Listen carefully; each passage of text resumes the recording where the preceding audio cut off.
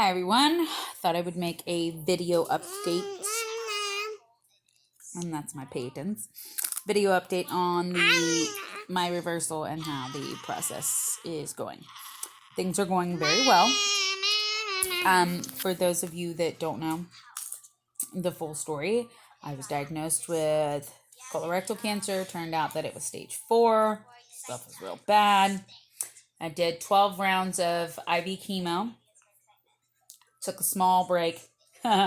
Small break. Then I did 30 consecutive rounds of radiation and chemo pills. I think I would have rather had the IV chemo again than the radiation and the chemo pills. It was horrible. I know a lot of people think with like radiation and stuff that you get like these instant burns and all this stuff and da-da-da-da.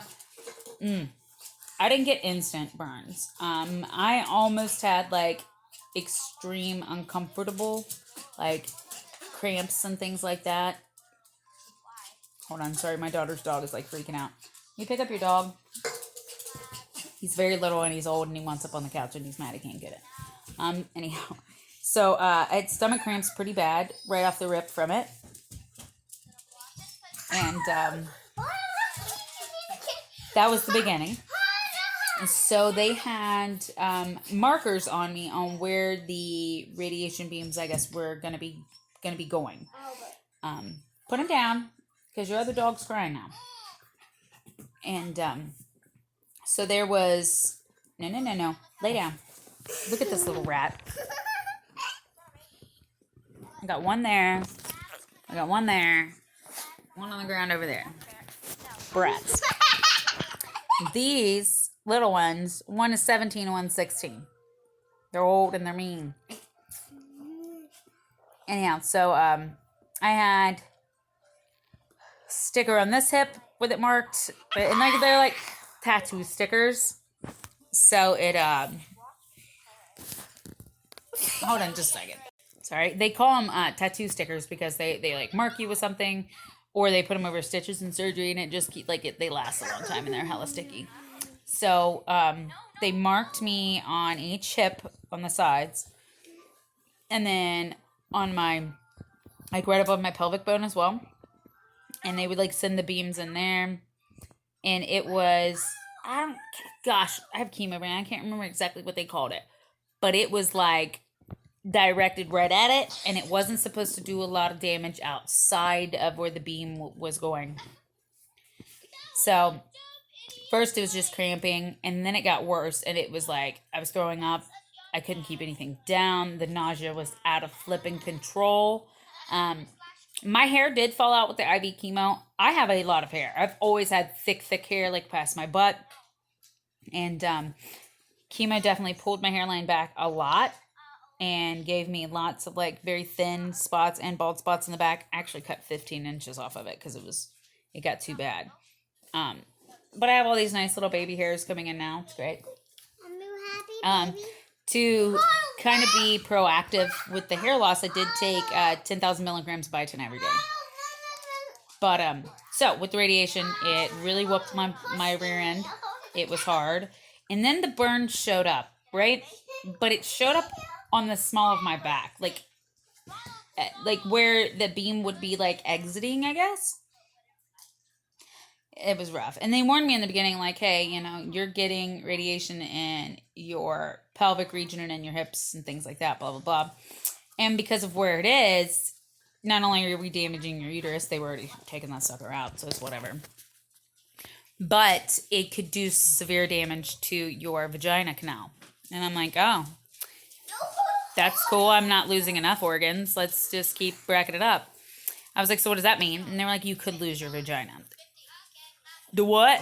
I can lose what? Guys, behave. Enough. Hush. She didn't want to play with you. Oh my gosh. So, I'm like, what do you mean I could lose that? What like, what would be there? They're like, essentially, like, the quarter slot. That's it. Okay. And then the rest would be closed. I'm like, that's shitty. That was a thing that could happen, or it would shorten it. Because of the damage to like the top of the canal, they would have to cut down, and then it would shorten it. Whatever. That's not blood. I had pain on my hands. And I'm like, well, I don't want any of that to happen, but I don't have a choice. I have to do this. They can always rebuild them, whatever. So I sat down with my husband. I explained it to him, like, look, this could happen. With everything that we've been going through, all the damage, all the surgeries and everything else, I know that you haven't really had a sex life with your wife, and I'm so sorry, and I'm with on top of all the stress, everything else. I was like, look, if you if you went outside the marriage or anything like that, I'm not going to judge you. I'm not going to hate you for it. Or if you wanted to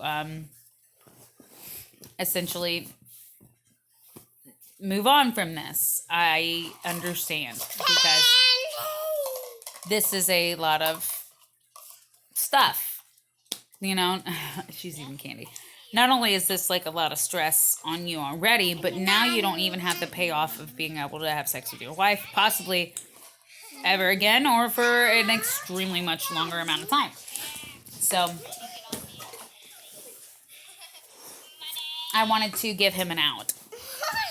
I know some of you may think, the hell is wrong with you? Why would you do that? Don't you love your husband? I love my husband more than anything in this world, and he has been my rock through all of this. He is one amazing man. I just felt so guilty. So after we discussed everything, of course, he said, I don't care about any of that. We don't need that to be intimate with each other. We have those intimate moments when we just sit together, like just feeling the love from each other. I know it's super romantic, right? God, I look rough today. I had surgery a few days ago, so that's why I look rough. That's my excuse. Whatever. So we just decided we would take everything head on and deal with it. And we did. Luckily, there wasn't a lot of damage, but that tissue got fried. For those of you that don't know, vaginal canals, they are stretchy, spongy, and are able to open and close and do all that fun stuff, right? But when radiation fries that, it's not as stretchy. And it can actually close in on itself to where it is unusable. Another hurdle we had to deal with. So I had to wear dilators and things like that to make sure that the canal stayed open. Bruh. We dealt with all that got dealt with, blah, blah, blah, whatever. So then came the big surgery. I had my initial colostomy surgery a year ago, the 16th. That was an emergency one. Didn't have a choice. It was happening or I was dying. So then I had the big tumor removal surgery on September 14th. Yeah, 14th. And they did a partial colectomy, a hysterectomy, a colostomy reversal, and an ileostomy. And they removed 30 lymph nodes. A lot, I know. It was rough. For some reason, I felt like, of course, I felt like crap because I just got cut open and like stuff was moved around. But I was walking that day. I got released a couple days later, and I was doing well. That went on. Once we healed from that, I had to quit smoking. Yes, I know. Oh my God, I was smoking cigarettes when I had cancer. I was going through all this. So stupid. Listen, bruh. Stuff was rough. I started back up smoking when I found out I had cancer because I was angry. I also started drinking pop and stuff again too and eating bad. Whole nother story. So I quit. That way I could have my ileostomy reversal. So I just had that. And now here we are. The reversal is going well, but it's still kind of nuts what we're dealing with. I have an open wound on my belly, and it's really nasty. But I'm feeling good. I am up. I'm walking around. It's still open for now. We're just staying up on top of it, changing the bandages. I will post some other pictures and videos of that soon. But my phone is telling me I need to hurry up on this video, and you guys are probably